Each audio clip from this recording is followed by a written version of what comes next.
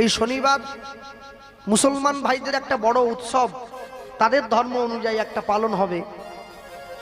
যাদের বাড়ির পাশাপাশি মুসলমান ভাইরা থাকে তারা জানে, আমাদের বাড়ির পাশাপাশিও আছে, যেটাকে মুসলিমি ভাষায় বকরি ঈদ বলা হয়। বকরি মানে হচ্ছে ছাগল বা ভেড়া জাতীয় কোনো পশু, ঈদ। আর এটাকে মুসলমানি ভাষায় বলে ঈদ উল দোহা। এই উৎসবটার ভালো নাম।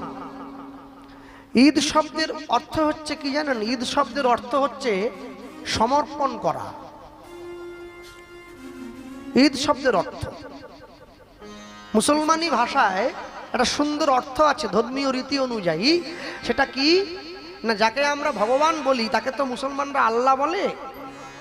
এই আল্লাহ নবী ইব্রাহিমকে পরীক্ষা করবার জন্য একটা মহা পরীক্ষায় ফেলে দিয়েছিল, যে তুমি যদি আমাকে সত্যি ভালোবেসে থাকো তাহলে তোমার জীবনের সব থেকে প্রিয় জিনিসটা তুমি আমাকে উৎসর্গ করো, তাহলে আমি বুঝবো তুমি আমাকে ভালোবাসো।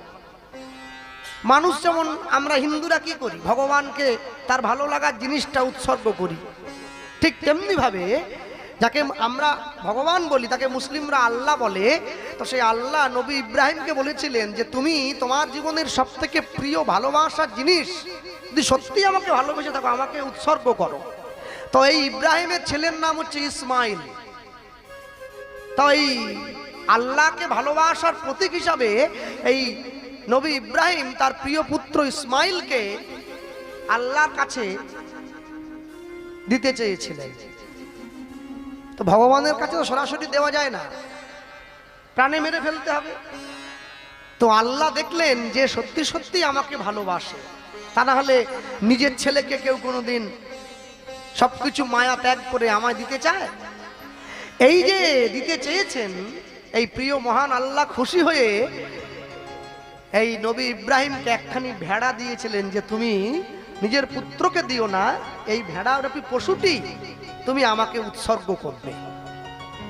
সেই ধর্মীয় বিশ্বাসকে সামনে রেখেই আগামী শনিবার মুসলমান বাড়ির যত মানুষজন তারা পশু আল্লাহর কাছে সমর্পণ করে, তারা পশুর মধ্যে দিয়ে নিজের জীবনের বার্তা আল্লাহর কাছে পৌঁছে দিতে চায়, যেটা বকরি ঈদ বা ঈদ উল দোহা নামে গোটা বিশ্ব সমাজে মুসলিম সমাজে পরিচিতি পেয়ে আসছে। কিন্তু একটা জিনিস লক্ষ্য রাখবেন, যদি আপনি যারা মুসলমান বাড়িতে জন্ম নিয়ে যদি কেউ কোরআন পড়তে না পারেন, মসজিদে যে নামাজ পড়তে না পারে, তাকে মুসলমানরা বলে আপনি মুসলমান হওয়ার যোগ্যই নন, কেন আপনি নামাজ পড়তেই জানেন না। ভুল হলেও পড়তে হবে। যদি কেউ বাইবেল পড়তে না জানে তাকে খ্রিস্টানরা বলে আপনি খ্রিস্টান হওয়ার যোগ্যই নয়। আচ্ছা, আমি যদি আপনাদেরকে বলি যদি কেউ গীতা পড়তে না জানে তাহলে সে হিন্দু হওয়ার যোগ্যই নয়, তাহলে এখান থেকে আমাকে প্রাণ নিয়ে বাড়ি যেতে হবে না, আমাকে এখানেই লোক মার্ডার করে দেবে। কেন বলুন তো? 100-র মধ্যে 80 জন হিন্দু গীতা পড়তেই জানে না। পড়তে জানে না বলাটা ভুল, তারা পড়েই না। মনে রাখবেন, পৃথিবীতে প্রত্যেকটি ধর্মমত, প্রত্যেকটি সম্প্রদায়, প্রত্যেকের নিজস্ব নিজস্ব পরিচিতি আছে। আমরা হিন্দু সনাতন ধর্মের মানুষ, আমাদের একটাই পরিচিতি, আমরা সনাতনী। এখানে আসার পরে ভাগ করা হয়েছে হিন্দু, মুসলমান, শিখ, খ্রিস্টান। জন্ম কিন্তু হিন্দু হয়েই সকলের হয়েছিল, মাতৃগর্ভ থেকে পৃথিবীতে সনাতনী হয়েই জন্ম হয়েছে। তাহলে আমি বলি কি, যে মাটিতে জন্ম নিয়েছেন, যে ধর্মে জন্ম নিয়েছেন, সবার আগে নিজের ধর্মকে সম্মান করুন। নিজের ধর্মকে সম্মান না করলে আপনি যতই কীর্তন শুনুন, আমি যতই কীর্তন গাই, যতই চিৎকার করি ইউটিউব ফেসবুকের মধ্যে দিয়ে, আর যতই গিয়ে হরিনামে প্রসাদ খাই, নিজের লাভ কিছু হবে না যদি ধর্মকে সম্মান না করতে পারেন। বিবেকানন্দ বলেছিলেন, গর্ব করে বলবে আমি হিন্দু, লুকিয়ে নয়, ভয় পেয়ে নয়। কোনোদিনও নিজের ধর্ম পরিত্যাগ করবেন না, নিজের ধর্মে থাকবেন। সনাতন ধর্মের মেয়েরা, দাস মণ্ডল, চক্রবর্তী ব্যানার্জি হিন্দু বাড়ির মেয়েরা লোভে পড়ে অন্য ধর্মের ছেলেকে বিয়ে করছে, যাকে ইংরেজিতে বাংলা ভাষায় বলা হয় লাভ জিহাদ। প্রেমের ফাঁদে ফেলে অন্য ধর্মে বিয়ে হয় মেয়েদের, তারপরে এই গলাকাটা দেহ পাওয়া যায়। মনে রাখতে হয়, যে সমস্ত মেয়েরা নিজের সনাতন ধর্ম ভুলে গিয়ে অন্য ধর্ম পরিত্যাগ করে, নিজের ধর্ম পরিত্যাগ করে অন্য ধর্মে যাচ্ছ, তোমাদের মতো দুর্বুদ্ধি আর অন্য কারো যেন না হয়। সনাতন ধর্ম সেই ধর্ম যে ধর্মে নারীকে মা জ্ঞানে সম্মান করা হয়, অন্য কোনো ধর্মে হয় না। কুমারী পুজোতে মা বলে পুজো করা হয় নারীকে, মনে রাখবেন এটা সনাতন ধর্মেই আছে, অন্য কোনো ধর্মে এই শিক্ষা দেওয়া নেই। কখনো কোনো কিছুর বিনিময়ে নিজের ধর্ম, নিজের পথ, নিজের মতকে পরিত্যাগ করবে না, এতে তোমার সমূলে বিনাশ ঘটবে। সব সময়ের জন্য জানবে, তুমি যে মাটিতে জন্ম নিয়েছ, যে ধর্মে জন্ম নিয়েছ, এ ধর্ম পৃথিবীর সর্বশ্রেষ্ঠ ধর্ম। এ ধর্ম ছিল, আছে, থাকবে। কোনোদিন কোনো কিছুর বিনিময়ে, কোনো কিছুর লোভে পড়ে, কোনো কিছুর প্ররোচনায় পড়ে নিজ ধর্মকে পরিত্যাগ করবে না। বিপদের সময় ব্রাহ্মণ, ক্ষত্রিয়, বৈশ্য, শূদ্র, হাড়ি, মুচি, মেথর, ডোম, তেলি, কামার, চণ্ডাল, বাউরি, মুচি, যেই হোক, এক হাত হয়ে বাঁচবেন। এক যদি না হন, 10-এর লাঠি, 1-এর বোঝা। অনেস্টি ইজ স্ট্রেংথ, সততাই বল। এক হয়ে থাকবেন। এক হয়ে যদি বাঁচতে পারেন না, দেখবেন জীবনে অনেক কিছু সহজ হয়ে যায়, অনেক কিছু সহজ হয়ে যায়।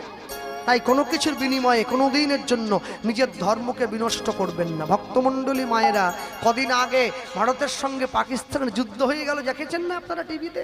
অপারেশন সিন্দুর নাম হয়েছিল। 28 জন হিন্দু রমণীর সিঁদুর মুছে দিয়েছিল সন্ত্রাসবাদীরা। সেই জন্য ভারতবর্ষের সৈন্যবাহিনী এই সিঁদুর মুছার বদলা নিয়েছে অপারেশন সিন্দুর নাম দিয়ে। যে অস্ত্র দিয়ে পাকিস্তানের সঙ্গে যুদ্ধ করা হয়েছে, অস্ত্রটার নাম কি? সুদর্শন চক্র। কুরুক্ষেত্রের যুদ্ধে ভগবান বারংবার ধর্মকে বাঁচাবার জন্য যে অস্ত্র হাতে তুলে নিয়েছে, অস্ত্রটার নামও ছিল সুদর্শন চক্র। এটাই ভারতবর্ষ, এটাই ভারতবর্ষের মাটি। যে ভারতবর্ষ চাঁদে চলে গিয়েছে, মঙ্গল গ্রহে চলে গিয়েছে, কিন্তু শেকড়টা ছাড়েনি, নিজের ধর্মটা ভোলেনি। অস্ত্রের নামটা পর্যন্ত ধর্ম অস্ত্রের নামে দিয়েছে, সুদর্শন চক্র। মনে রাখবেন, সুনিতা উইলিয়ামস মহাকাশে গিয়েছিল, ফিরে এসেছে 8 মাস পরে। দুটো জিনিস পাওয়া গেছে তার ব্যাগ থেকে, একটা গণেশের মূর্তি, একটা শ্রীমদ্ ভগবত গীতা। সুনিতা উইলিয়ামস গীতা নিয়ে মহাকাশে গিয়েছে। তাকে যখন বলা হয়েছিল আপনি গীতা নিয়ে মহাকাশে গিয়েছেন, বলছেন গীতা আমার শক্তি, গীতা পড়লে আমি অনুপ্রেরণা পাই। সুনিতা উইলিয়ামস বিজ্ঞানী হয়ে গীতা পড়ছেন, তিনি কত শিক্ষিত, কত উন্নত, হ্যাঁ? আর আমাদের পাড়ার খেদি পেচি সমস্ত মেয়েরা ছোট ছোট পোশাক পরে, তারা রোমিও জুলিয়েট, ম্যাকবেথ পরে, উইলিয়াম শেক্সপিয়ার পরে ঘুরছে। আমরা শিক্ষিত হয়েছি। হ্যাঁ, একটা জিনিস মনে রাখবেন, মুসলমান ইসলাম ধর্মের সর্বশ্রেষ্ঠ মহাপুরুষ হচ্ছেন হযরত মুহাম্মদ, যাকে মুসলমানরা ধর্মগুরু বলে মানে। এখানে তো অনেক পণ্ডিত ব্যক্তি, বয়োজ্যেষ্ঠ, আমার বাবার থেকেও বয়সে বড় লোক বসে আছেন। একজনও কেউ হাত তুলে শিক্ষিত ব্যক্তি আমায় বলুন তো, গোপালকৃষ্ণ, আমি হযরত মুহাম্মদের ছবিটা ইতিহাস বইতে এই জায়গায় দেখেছি। দেখেছেন কোনোদিন?